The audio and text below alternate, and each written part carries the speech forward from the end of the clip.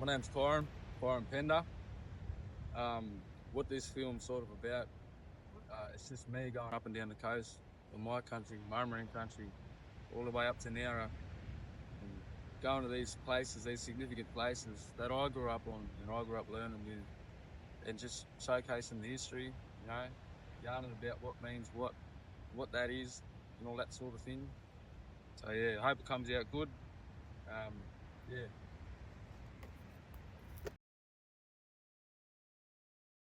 G'day lads, welcome out here to the Maru headland, our country here. My grandfather grew up around here, born and bred up in this old shacks here near the lighthouse in Ulladulla.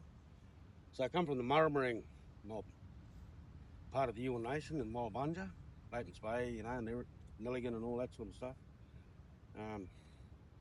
Also got connections all the way down to Lake Tyers, right up to La Perouse, still our family connections. And we're connected up to the Snowy Mountains in the Wolgal country. Through my grandmother's, her great-great-grandfather was Malian. He was the king of the Wolgal, better known as Murray Jack. So a lot of research and stuff like that. We found our connections through my uncles or my nan's brothers and that. They actually made a movie up there on the family connection. And yeah, so I lived out here for the best part of 10 years, all around this area. Grew up at Jervis Bay, a place called Red Rock in Kalala, with my mother and my grandparents. And Pop was always fishing traditionally. My nan and all the old elders and that aunties were always cooking a mad feed. So we basically grew up on the ocean, saltwater mob. And like I said, our connections spread right up and down the coast here. But out here, I worked in mental health and related fields for better part of 10 years. And then probably 15 years in other parts of the health system. Kyron, my son, as a kid, he had something special about him. But like I said about the old Murray Jack there, I'll tell you a little yarn. Before he was born, I was coming up to my graduation at uni. I never thought I would go to uni. I left school in year 7. And I was billed as labourer and ended up in uni. And it was my passion to, it's all right,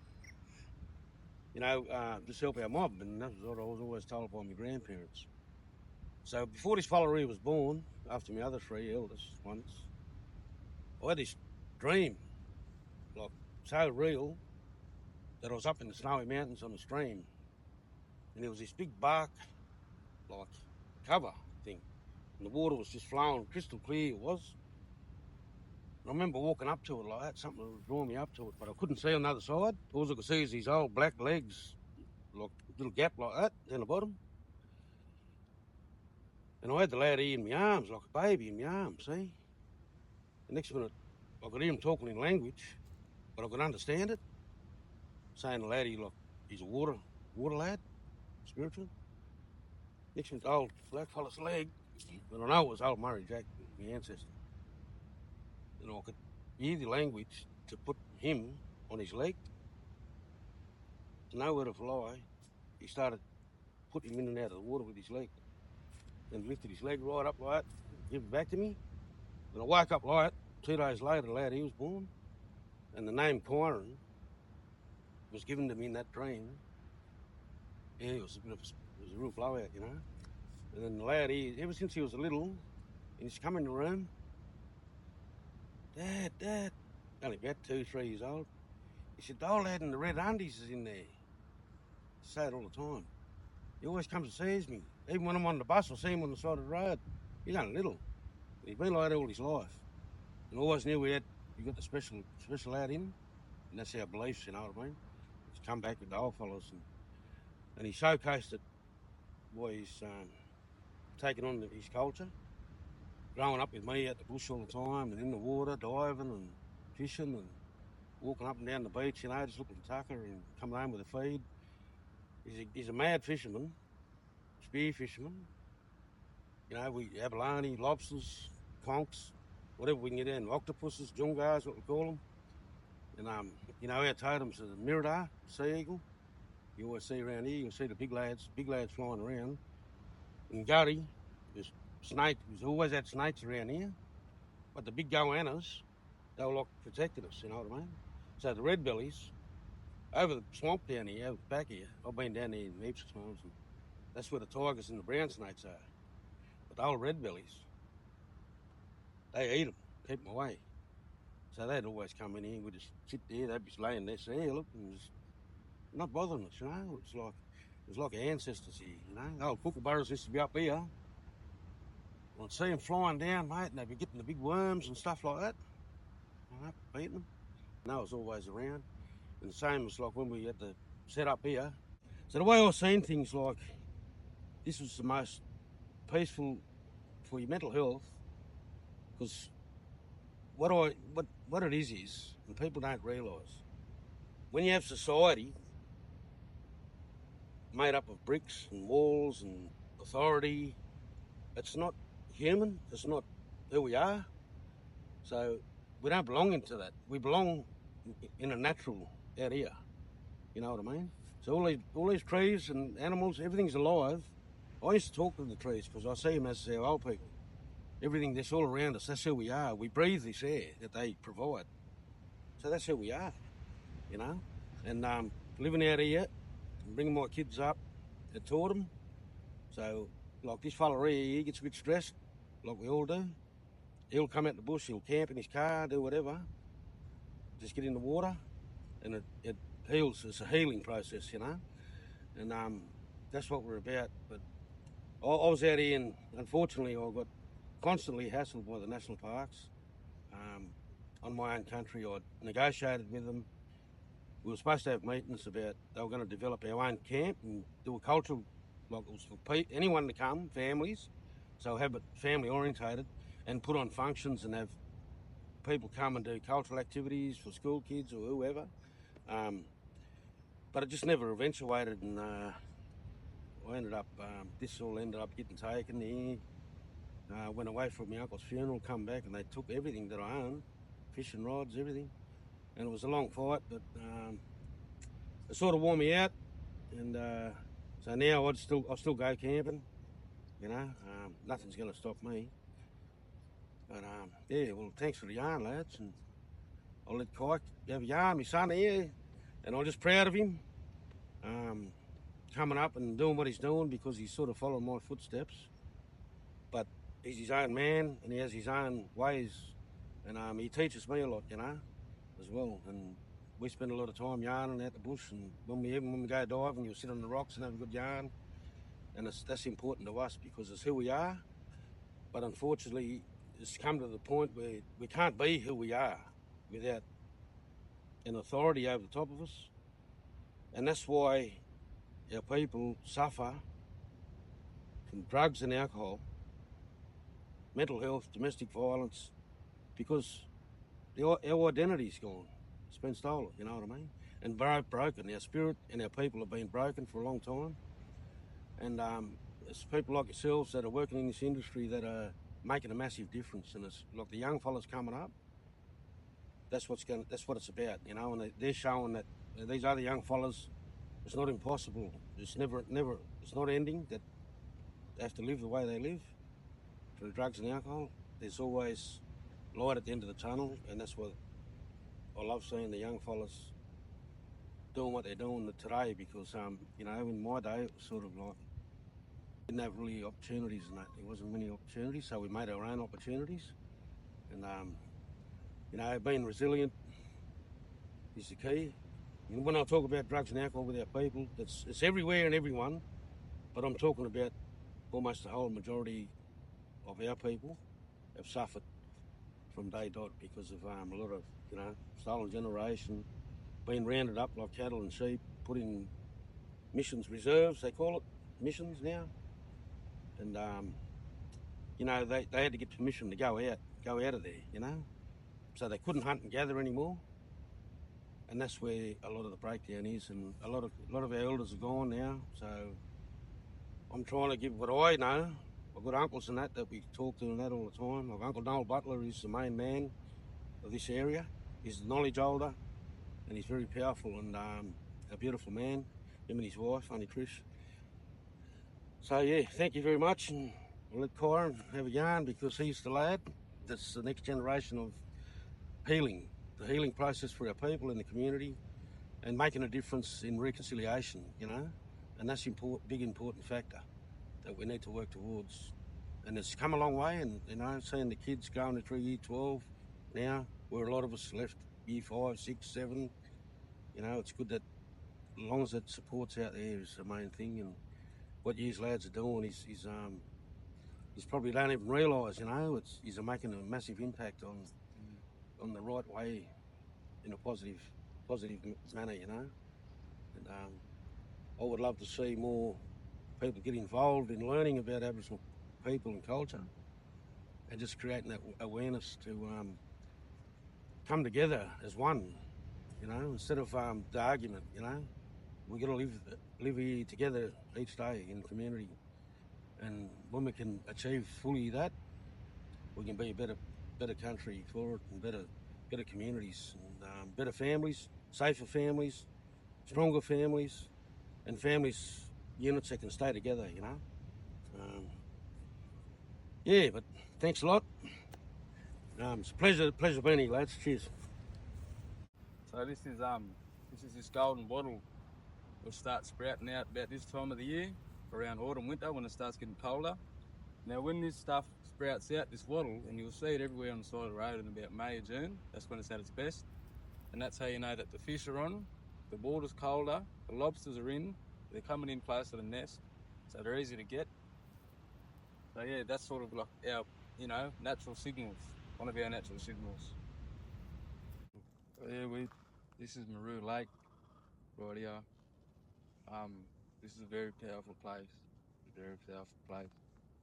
Um, I'm not really allowed to go into too much detail about it, because that's law. It's got LORE, that's, our sacred stories and all that sort of thing, but very powerful place, and it isn't one to be disrespected.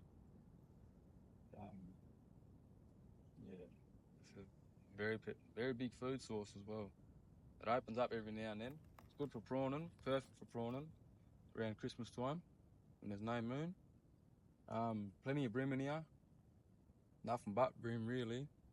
Yeah, real special spot.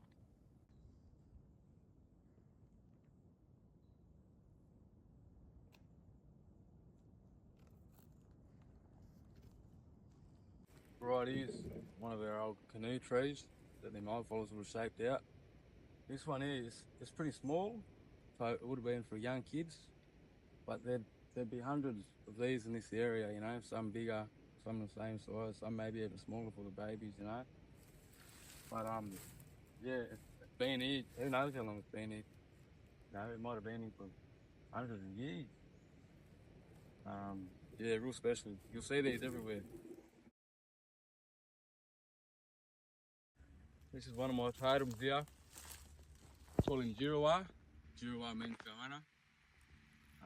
And what a totem is when you're born into it, and you have to protect that animal. Right? So we all have roles. So this here, Jirawa, him there, I wouldn't be able to eat him. I wouldn't be able to hurt him. I wouldn't be able to kill him, and harm him in any sort of way. So I'm here to protect him, and that's my role. So yeah.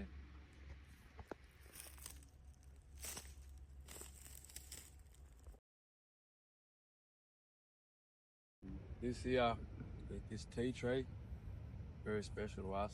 We use this for our ceremonies when we're smoking. It's an old healing leaf. It is. Just washes off, all the bad stuff, and that's what our smoking is for. So it's pretty much like that, almost like having a bath. You're just washing off all that bad stuff, all that negative energies, and all of that. And this is what we use now. It depends where you go in Australia. They'll use different leaves. It's not always tea tree, but this is the main one that we use around here. Yeah. These here are our sarsaparilla leaves. Old fellas would use these for medicines. We still do to this day. So, nowadays we'll boil them in a big pot of tea or something when we're sick, we've got the flu, something like that, and we'll drink all all that good goo in there, if you break them open, all that goo there, that's exactly what you want out of them. Old healing leaf, traditional bush medicines, that's what this is part of.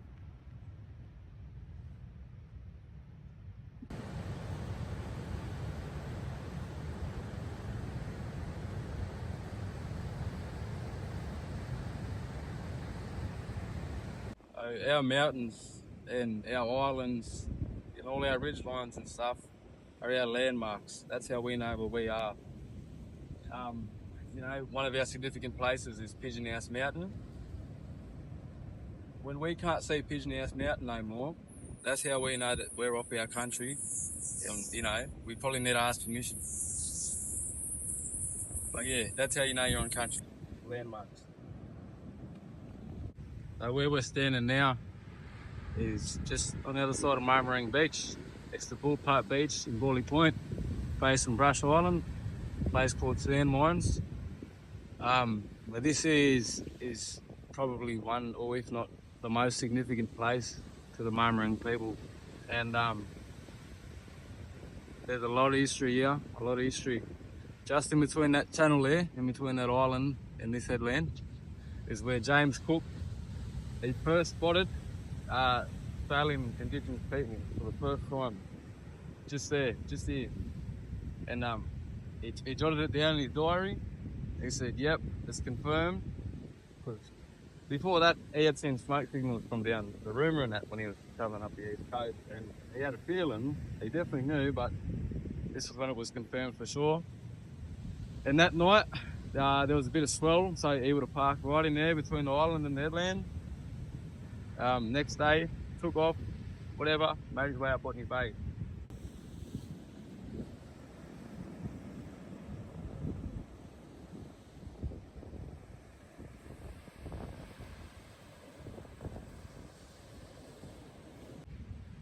There used to be an old camp here, old blackfellas camp, just after settlement.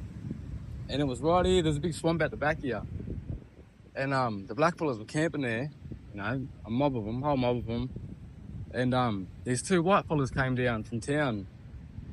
And they said, hey, you blackfellas have been killing our cows. And they got blamed for it. And the blackfellas said, no, we haven't. And, they chased them all the way up Marmarang Beach and just over the other side there. Chased them out of their camp. Chased them onto this headland here. And right there in that island is where they tried to swim to escape the gunfire. One of the old fellas got shot, an old couple, two old fellas, a pregnant woman, and a young kid as well. So for me, as being a Marmarang man, whenever I come to this spot and I swim to the island, I remember that story. And that little island there in the middle, whenever we stop on there, we remember them old fellas that tried to get to it and stop on there as well. So some of them made it and some of them didn't. So it's also an old massacre ground, unfortunately, but that's the history that we have to respect now. It is what it is. That happened, but we also have to pass it down because not a lot of people know that. It's not really common knowledge, especially in this area. So now we're facing south, see, on the same headland. We can see Durras Mountain, which is another place of significance for the Marmarang people. On a clear day, you can also see Gulliga Mountain, our mother mountain, where our creation story starts of human beings. So, very significant place. You can see their significant places. And that's how you know it's special, Today we're at Washerwoman's Beach in Bennelong. Right behind me here is one of the biggest ochre pits in the Shoalhaven, and it's one that us Koori people still use all the time to this day. A bit about ochre. The white ochre is what we use ochre for our ceremonies. The white is neutral, so it's for the kids, it's for anyone. The yellow ochre, no one else touches. It's for the women and the women only. The women who have been through law and know all of that. The red ochre is for the men, same thing. The men who have been through law and have been initiated. Everywhere you go in Australia, ochre will mean different things. Like I know for up Northern Territory and stuff, up that way up the north coast, they got blue ochre and greens and all that sort of thing. But yeah, down here on the south coast, that's us. That's what that means. What we do is we paint it up. You know, we might make a bowl out of a bit of wood, put a bit of ochre in there, get a bit of water from the ocean or the lakes, mix it up, put it all over ourselves, and yeah, it protects us. But when we wear our ochre, we don't muck up on it. It's real powerful stuff. We don't play around with it. Yeah, that's ochre. So another thing that's special about this ochre wall is we used to come here and sharpen our tools, and you can still see it on these rocks here where they've been rounded and the old axes and stuff have been sharpened. So this was just one of them places where they would come and do that sort of thing. So we're at Monument now, in between Bendalong and Sussex. This is one of the best beaches around here for lobsters and shells because of the way the big nor'east swells hit it and just the way it faces. So got a couple of these. These are periwinkles, lovely eating, full of protein. You get a heap of them and you boil them up in a pot or whatever, chuck straight on the fire, crack them open. Then you got these ones here, one of my favourites, the conchs. Same thing, you boil them up, chuck them on the fire, heat them up, crack the cells open, and the meat tucks in right around there. It's lovely eating. Once again, full of protein, full of ions, like all shellfish. These here, the most special one, abalone. This is one of our richest food sources. Rich as, full of good zincs, nutrients, everything. Easy to get to. Some reefs along the south coast, you'll find that you can walk out on low tide and get a heap of them. Same with lobsters, you can walk out and just get them. But due to poaching and commercial fishing, we're seeing one of the biggest decreases that we've ever seen ever. So the main thing is, you know, you take what you need. You're going to get a feed, get it for your family, and then leave it. And that's the biggest thing about us. We only take what we need, and we always give back to the land. You know, like when you're shucking abs, we chuck the guts and we chuck the shell back as well. We just take the meat, because that's all we need. But yeah, those are just a couple of the shells.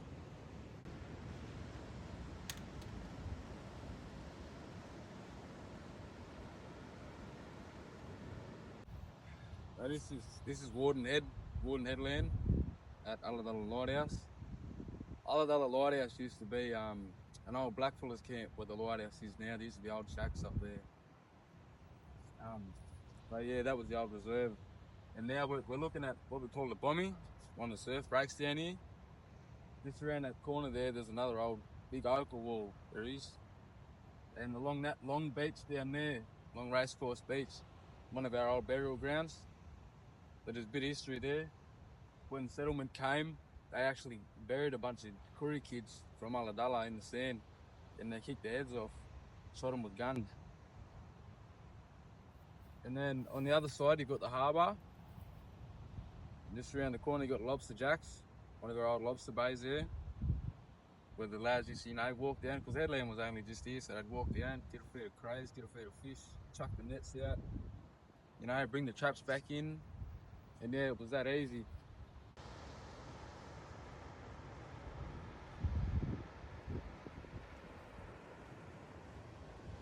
How we used to bury each other down here on the coast is the old fellas would bury themselves along creeks, rivers, and by the sea on big long beaches.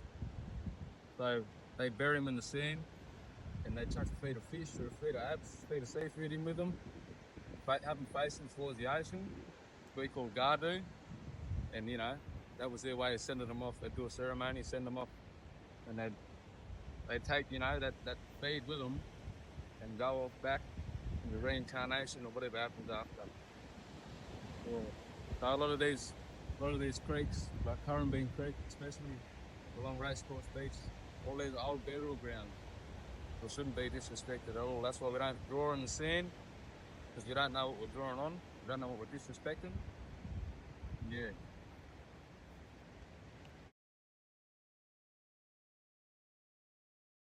Today, we're at Nugget Point. we've actually just had one of the old fellas come and welcome us, come and say hello. Big sea eagle, one of my totems, Murida. He'll keep circling too, by the way. Keep an eye out. Nugget, again, this is one of them places that holds a lot of power. Yeah, you can just feel it whenever you hear. Nugget, one of our old stories. Well, Nugget actually comes from Old Man Nugget, one of our old spirit lads. Yeah, he looks after this place. He looks after Maru, Nugget, Taberi, this whole sort of area. Nugget's one of them places that you can see big sharks, you can see big snakes, because it's just one of them powerful. It's got that energy about it. It brings, it attracts everything. Me personally, I've seen some big sharks here. I've seen great whites, tigers.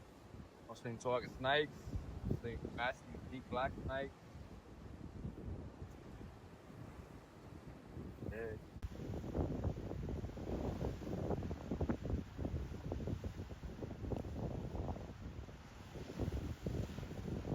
When we come to these places of power, these powerful places that hold a lot of energy, us as Aboriginal people, we have this natural ability that's inside us to be able to tap in with it, tune in. So whenever we're out the bush or we're camping, we're outside on the land, living off the land, we feel unreal, we feel alive.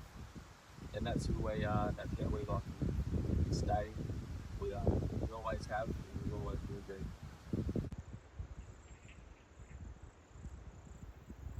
Something that I was told time and time again growing up was that the strongest connection that you'll ever have to the land is by being barefoot, walking barefoot in your own country. So I guess that's sort of why I never wear shoes. Shoes to us fellas are sort of foreign. Hey, we only wear them if we have to, but when we're out here, always barefoot, we're natural. That's it. That's one of the things that keeps us connected.